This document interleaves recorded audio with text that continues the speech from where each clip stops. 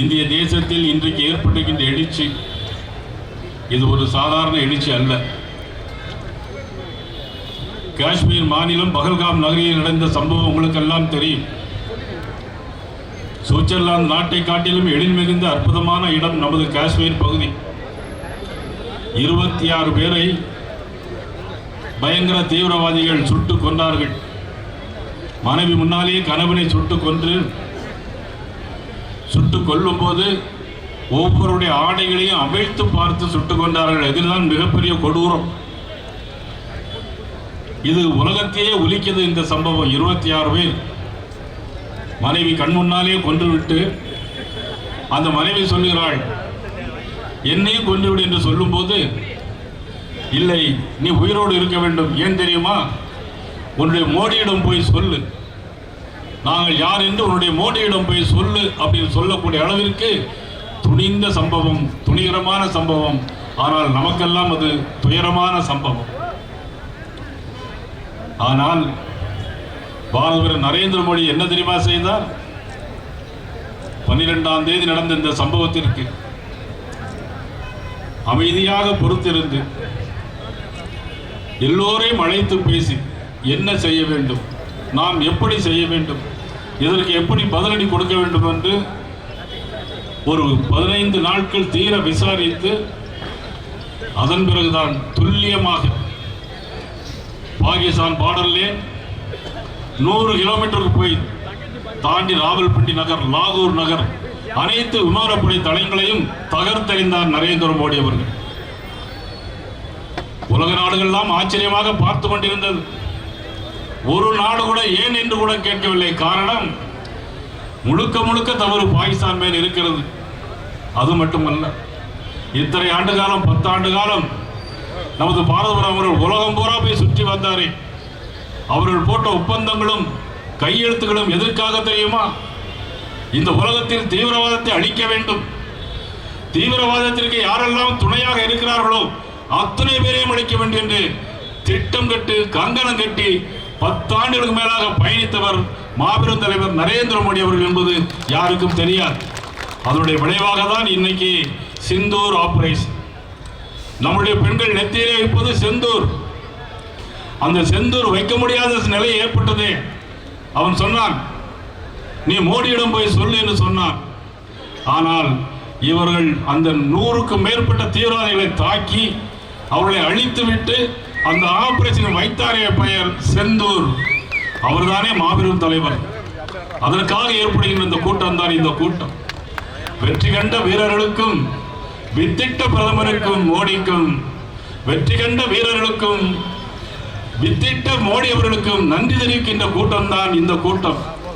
இது பொதுமக்கள் அனைவரும் கலந்து கொள்ள வேண்டும் என்றுதான் நாங்கள் வேண்டுகோள் விடுத்திருந்தோம். எல்லோரும் கலந்திருக்கிறீர்கள்.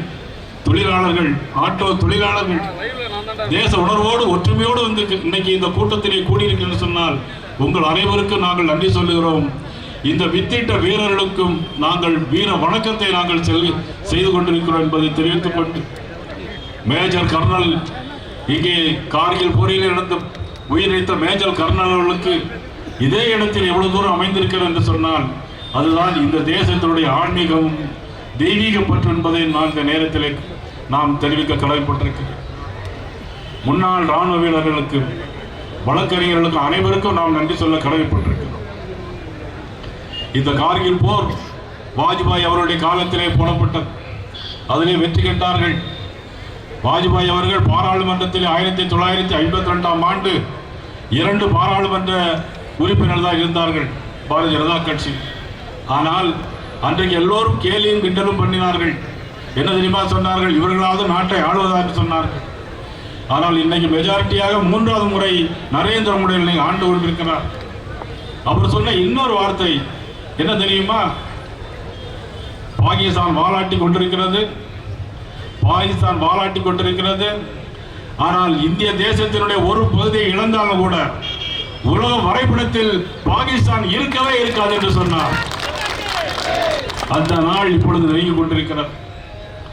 ஆனால் அந்த நாள் இப்பொழுது நெருங்கி கொண்டிருக்கிறது. பாகிஸ்தான் நாடு இன்னைக்கு பிச்சை எடுத்துக் கொண்டிருக்கிறது. ஏடிஎம் பேங்கில் எங்கேயுமே பணம் கிடையாது.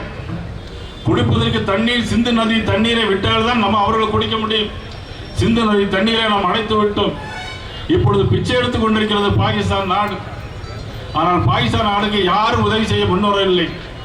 இன்டர்நேஷனல் மானிட்டரி ஃபண்ட் இன்னைக்கு கடன் கொடுக்கிறதுக்கு மறுக்கிறது. அந்த சூழ்நிலையில் அங்குள்ள மேஜர் ஜெனரல் நம்முடைய மேஜர் ஜெனரல் வேண்டி கேட்டுக்கொண்டதன் அடிப்படையில் அந்த போர் நிறுத்தம் ஏற்பட்டிருக்கிறது. இதையும் கொச்சைப்படுத்தி பேசிக் கொண்டிருக்கிறார்கள் அந்த நாட்டை சேர்ந்தவர்கள், ட்விட்டர் போடுகிறார்கள்.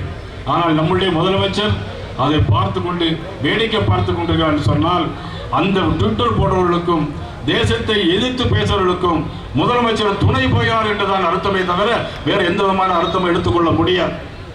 இவ்வளவு மோசமான சூழலை மற்ற மாநிலங்களில் எல்லாம் யார் யார் தேசத்திற்கும் தேச உணர்வுக்கு எதிராக இருக்கிறார்களோ அவர்கள் உடனடியாக கைது செய்கிறார்கள். தமிழகத்தில் மட்டும் அந்த நிலைமை இல்லை. ஆனால் ரேவந்த் ரெட்டி காங்கிரஸ் முதலமைச்சர் அவர் உடனடியாக சொன்னார், பாகிஸ்தான் மீது போர் தொடுக்க வேண்டும், பாகிஸ்தான் நாட்டை அழிக்க வேண்டும் என்று சொன்னார்.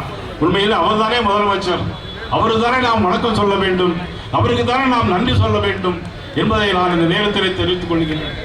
இனிமேல் போர் என்று வந்தால் நமது பிரதமர் நரேந்திர மோடி அவர்கள் எக்காரணத்தையும் கொண்டு பாகிஸ்தான்ல புல் பூண்டு கூட முளைக்காமல், எப்படி ஜப்பான் நாட்டில் ஹீரோஷிமா நாகாசாகி மாதிரி இன்று புல் பூண்டு கூட முளைக்காமல் இருக்கிறதோ அதே அளவுக்கு பாகிஸ்தான் மாறும் என்பதை சொல்லி அகண்ட பாரதமாக நம்முடைய நோக்கம் நிறைவேறும் என்று சொல்லி அனைவருக்கும் நன்றி கூறி, நாளைய தினம் திருப்பூரில் நடைபெறுகின்ற மிகப்பெரிய பிரம்மாண்டமான இதே மாதிரி பேரணி, அதன் மறுதினம் கிருஷ்ணகிரியிலும் பேரணி நடைபெறுகிறது.